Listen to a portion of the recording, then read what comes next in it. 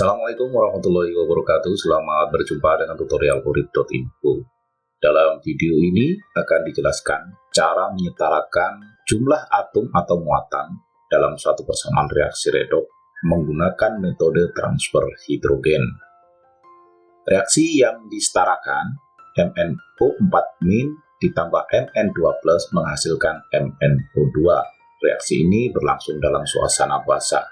Bila kita amati, reaksi ini merupakan reaksi konproporsionasi, di mana ada spesi yang bereaksi itu bisa menghasilkan hanya satu spesi saja. Dalam hal ini MnO4- dan Mn2+ bereaksi menghasilkan MnO2. Untuk menyetarakan ini, maka kita bisa pasangkan spesi yang mirip. Karena tidak ada yang lain, tentu pasangannya nanti adalah MnO4- yang akan kita pasangkan dengan MnO2. Demikian pula Mn2+ kita akan pasangkan MnO2 juga. Jadi MnO2 ini sebagai produk dari reaksi dua spesi ini.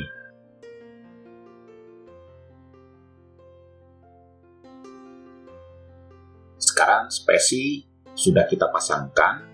Selanjutnya kita akan setarakan unsur selain O dan H. Tidak ada yang lain di sini, hanya Mn. Dan secara kebetulan Mn di ruas kiri pada reaksi pertama dengan yang ada di ruas sebelah kanan jumlahnya sama. Oleh karena itu, kita tidak perlu lagi menyetarakan jumlah Mn-nya. Selanjutnya kita setarakan muatan. Karena ini reaksinya berlangsung dalam suasana basah, maka untuk menyetarakan muatan kita bisa tambahkan OH- pada ruas yang lebih positif atau kurang negatif. Persamaan reaksi pertama, ini MnO4- jumlah muatannya negatif 1, sementara di kanan ini netral. Maka kita bisa tambahkan OH- di ruas sebelah kanan. Sudah muatannya. Untuk reaksi yang kedua, Mn2+ dipasangkan dengan MnO2. Karena Mn2+ lebih positif, maka disitulah yang akan kita tambahkan OH-. Jadi kita tambahkan 2 sehingga dia netral, sama dengan yang ada di ruas kanan. Selanjutnya kita setarakan jumlah O. Caranya adalah dengan menambahkan H2O. Ingat, dalam setiap H2O, oksigennya ini jumlahnya 1. Ini digunakan untuk menyetarakan jumlah oksigen pada kedua persamaan. Untuk persamaan reaksi pertama ini, jumlah O di ruas kiri jumlahnya 4. Jadi fokus kita di O-nya saja ya, tanpa memperhatikan yang lain. Kemudian di ruas sebelah kanan, jumlah O ada 2 dan 1. Ada 3, perhatikan. Maka di ruas sebelah kanan ini, kita perlu tambahkan H2O, sehingga oksigennya sama-sama 4. Kemudian untuk persamaan yang kedua, tampak bahwa oksigen di ruas kiri ada 2 dan di ruas kanan sama dengan 2 juga. Oleh karena itu, karena sudah sama jumlah O-nya, pada persamaan kedua ini kita tidak perlu tambahkan H2O. Kita bisa lanjut ke langkah berikutnya. Inilah langkah yang sangat menentukan di dalam metode transfer hidrogen. Sekarang kita periksa hidrogen di ruas kiri dan kanan. Akan kita setarakan dengan cara menambahkan H yang kita tandai dengan tanda kurung siku. Jadi H di sini adalah H yang khusus, H spesial. Di ruas sebelah kiri untuk reaksi pertama tanpa H, sementara di ruas sebelah kanan kita lihat di sini ada 1 dan 2 H. Oleh karena itu, yang di ruas sebelah kiri kita perlu tambahkan 3H. Dengan demikian hidrogen setara. Untuk reaksi yang kedua, ini di ruas sebelah kiri ada 2 hidrogen, sementara di kanan tanpa ada hidrogen, maka ini kita tambahkan 2H. Di sini kita sudah bisa mengidentifikasi. Jadi kalau di awal kita tidak tahu manakah reaksi reduksi atau oksidasi memang kalau tanpa tahu bilognya.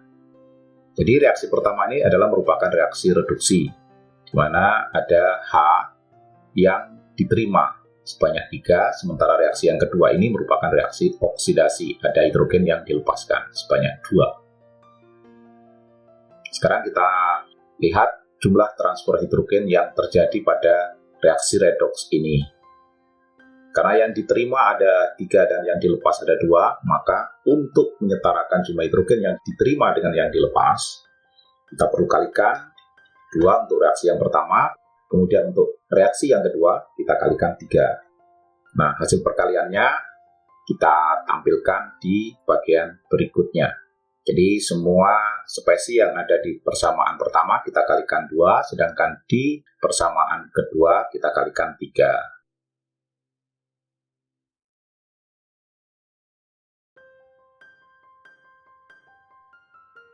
Sekarang tampak jumlah hidrogen yang diterima dan yang dilepas sudah sama. Bila jumlah hidrogen yang diterima dan yang dilepas sudah sama, kita tinggal gabungkan kedua persamaan ini. Caranya menggabungkan semua spesi yang ada di ruas kiri pada kedua persamaan, dan demikian pula untuk yang di ruas sebelah kanan kita gabungkan untuk kedua persamaan tersebut.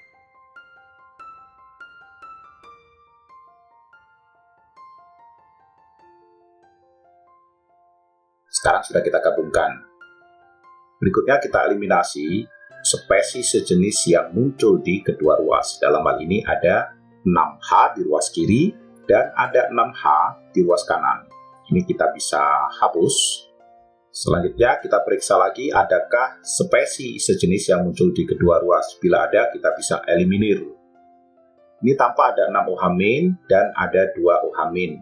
Maka 6OH- ini kita kurangi 2 sehingga menjadi 4OH-, sementara yang di ruas sebelah kanan kita bisa push. Kemudian di ruas sebelah kanan ini tampak ada MnO2, ini kan sejenis ya. Ini kita bisa gabungkan. Ada 2 MnO2 ditambah 3 MnO2, hasilnya menjadi 5 MnO2, kemudian di sebelah kanan kita bisa hapus. Selanjutnya boleh diperiksa apakah spesi-spesi yang ada ini sudah setara atau belum.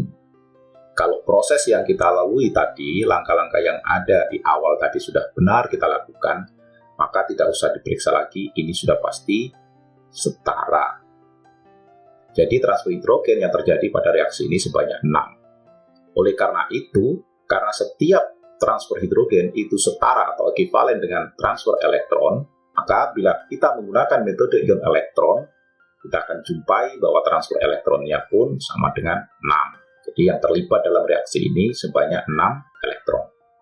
Demikian tutorial ini, semoga dapat dipahami. Terima kasih. Wassalamualaikum warahmatullahi wabarakatuh.